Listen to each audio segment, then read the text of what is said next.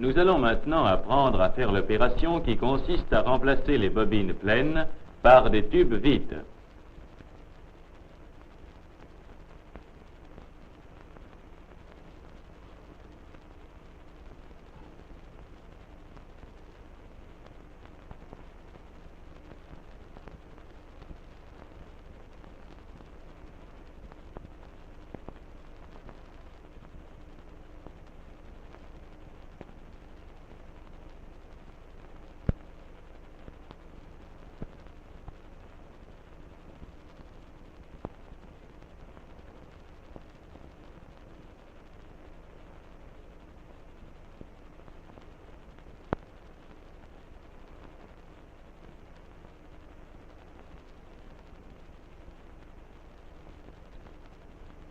La première chose à faire est de se faire une réserve de tubes vides pour gagner du temps.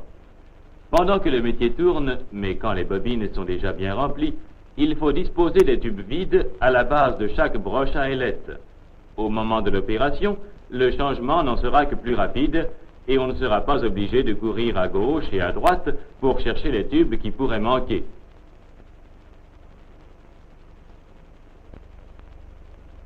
On en mettra 2 à chaque emplacement, l'embase dirigée vers l'extérieur.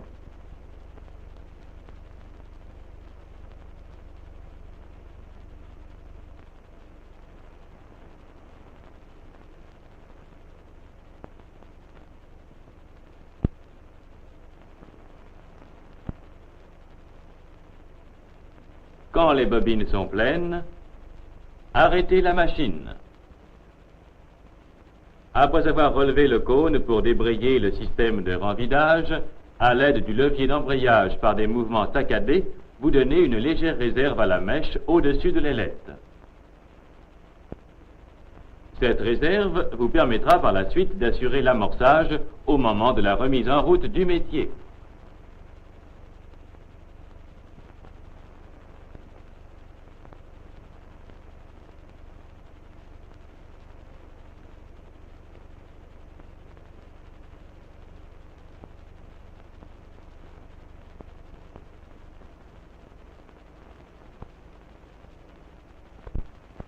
La première opération consiste alors à débloquer l'ailette,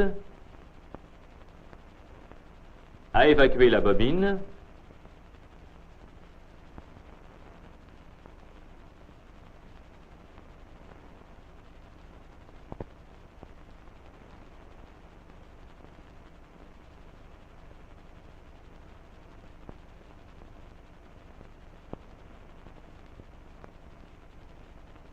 à mettre à sa place un bobino vide,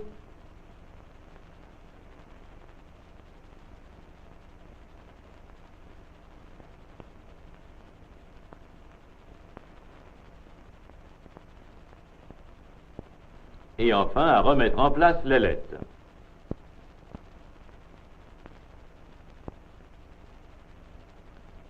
Reprenons l'opération très lentement. Il faut d'abord prendre l'ailette de la main gauche. Exécuter des mouvements saccadés, des rotations dans les deux sens en tirant vers le haut. Puis sortir l'ailette. Mais attention, limitez l'ampleur du mouvement pour éviter que la mèche ne casse entre l'ailette et le cylindre.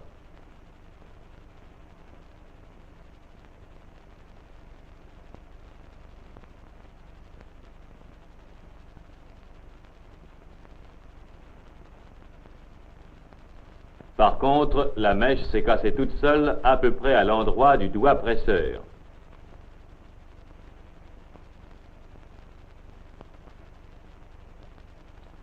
En maintenant bien l'ailette soulevée, glissez la main droite sous la bobine, saisissez-la par l'embase, soulevez-la, dégagez-la et jetez-la dans le panier. Prenez un bobino vide, enfilez-le dans la broche. Replacez maintenant l'ailette sur la broche. Nous allons maintenant recommencer cette première et importante opération. Dégagement de l'ailette, évacuation de la bobine, Mise en place du bobino.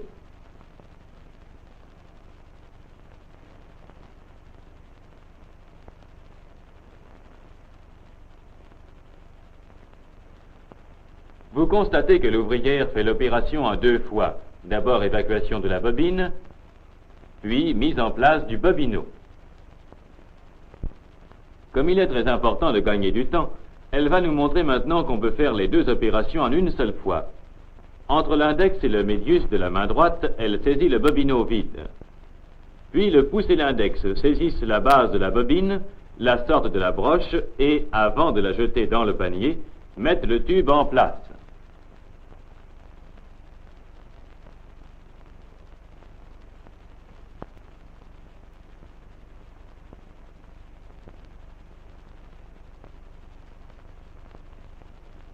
Avec un peu d'entraînement, votre main droite réussira facilement, d'une part, à tenir le bobino entre l'index et le médius,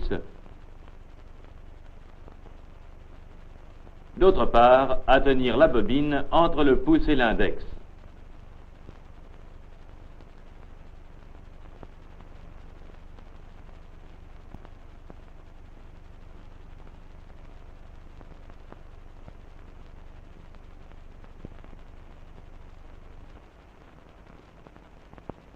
Il importe alors de répéter cette opération sur toutes les bobines du banc à broche.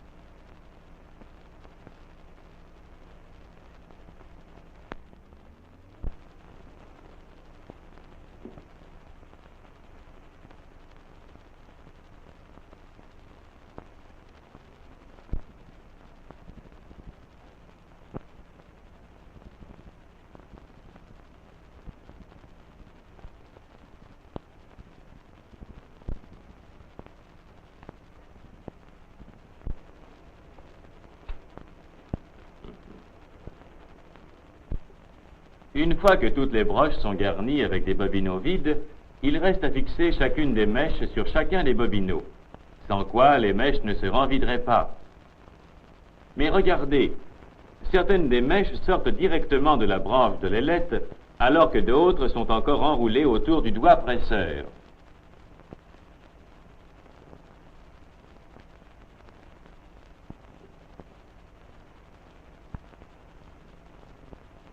Il faut donc remettre en position correcte celles des mèches qui n'y sont pas.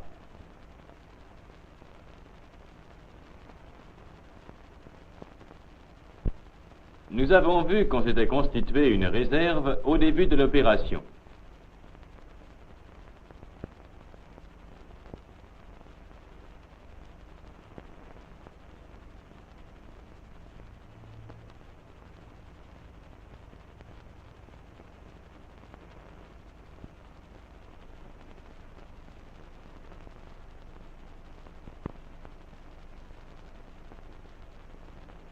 Elle va alors nous servir à fixer la mèche sur le tube vide.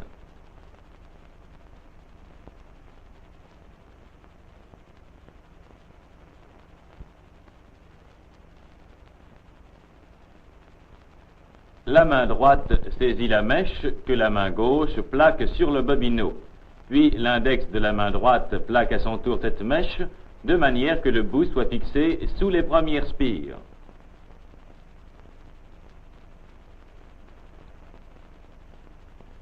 Recommençons plusieurs fois pour que vous voyiez bien les gestes des mains et la position des doigts.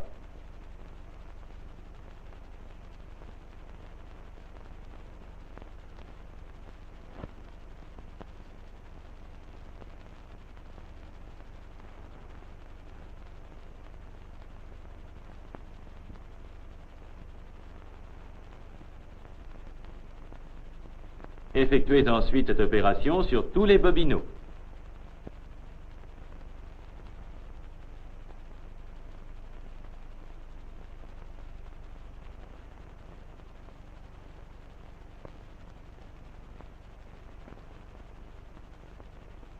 Après avoir remis les courroies dans leur position de départ et baissé le cône, vous pouvez remettre la machine en marche.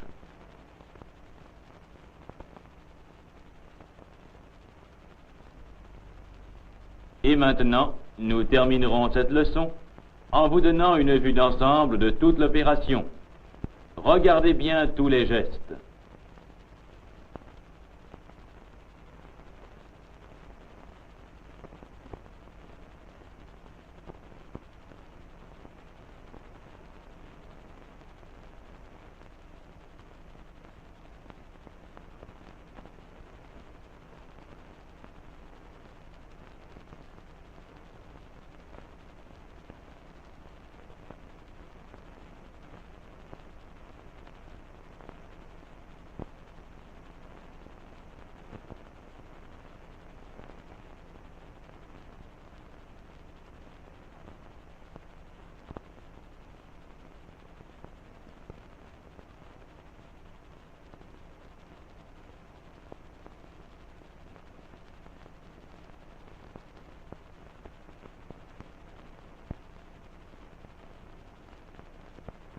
Une fois l'opération terminée et après avoir remis la courroie et le cône en place, la machine pourra être remise en marche.